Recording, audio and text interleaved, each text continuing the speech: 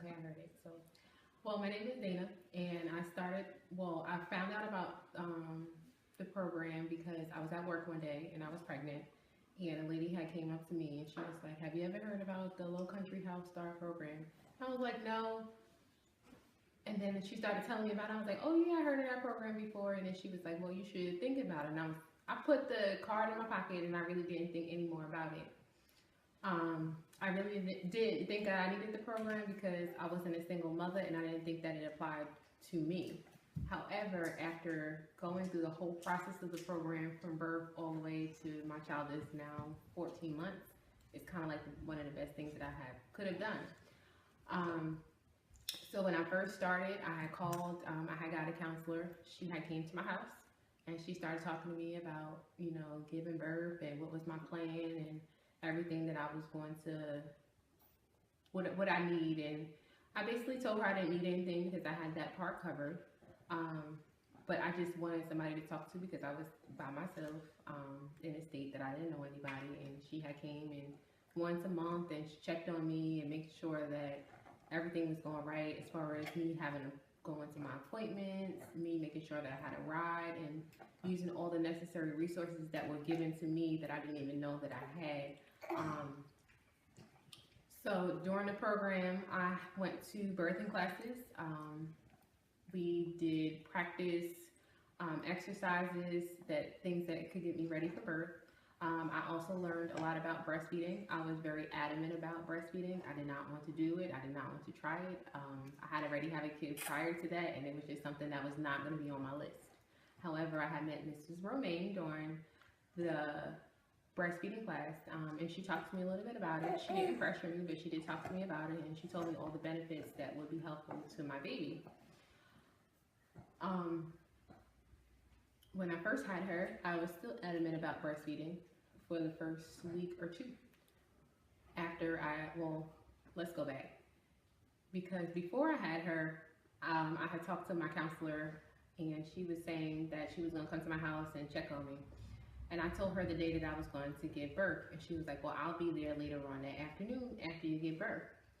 So when she came up to the hospital, I still didn't have the baby yet. And I asked her, can she stay with me? Because at that point, I was kind of close to her. And I didn't have like any mother figure or anybody there to really talk to me. All I had was my husband that was there. And so she talked to me. She told me to breathe.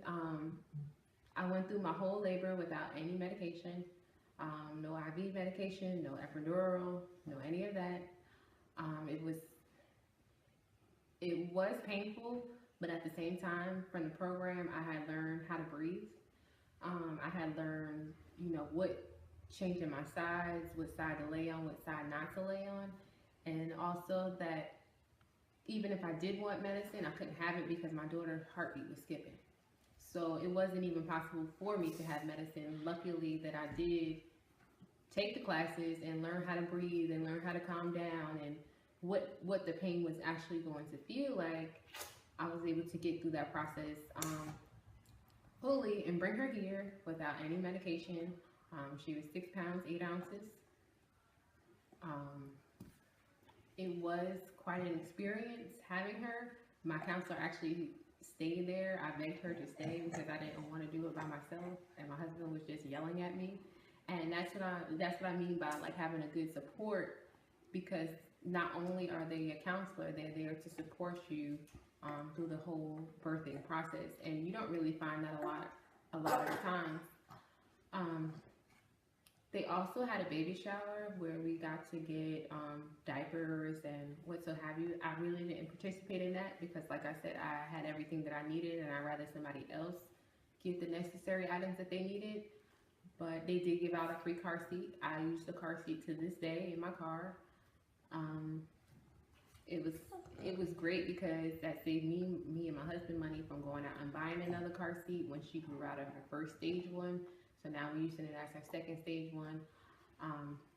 And as well as they still come and check up on me. They still make sure that I'm keeping my daughter's appointments, making sure that I'm being healthy on my own.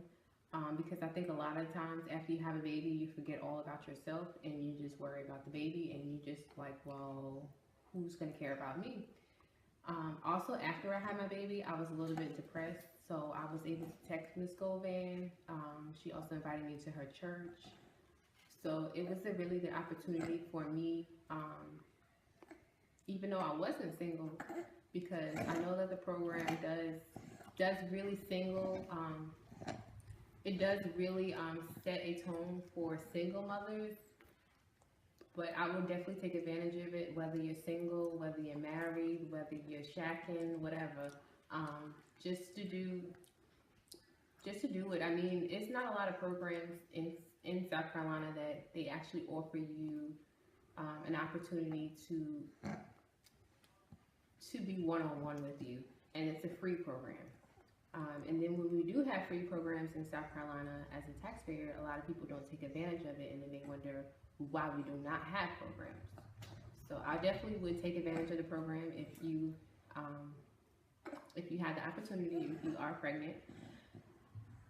If you're planning to become pregnant, just reach out and talk to them so therefore that you can have the necessary steps. My baby was planned, so I thought that I knew everything. I thought that everything was going to be peaches and cream.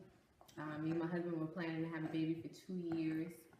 So when we did finally get pregnant, I was just like in heaven. So I didn't really think that I needed any help. I didn't think that I needed anybody to talk to. I didn't think I needed anybody to help me schedule appointments.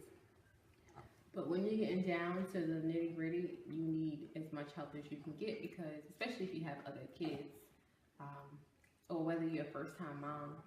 As a first time mom, you have your parents and everybody trying to help you. But what happens when all the doors close and you have nobody? So just like a lesson learned, or something that you can just kind of think about if you are trying to join the program.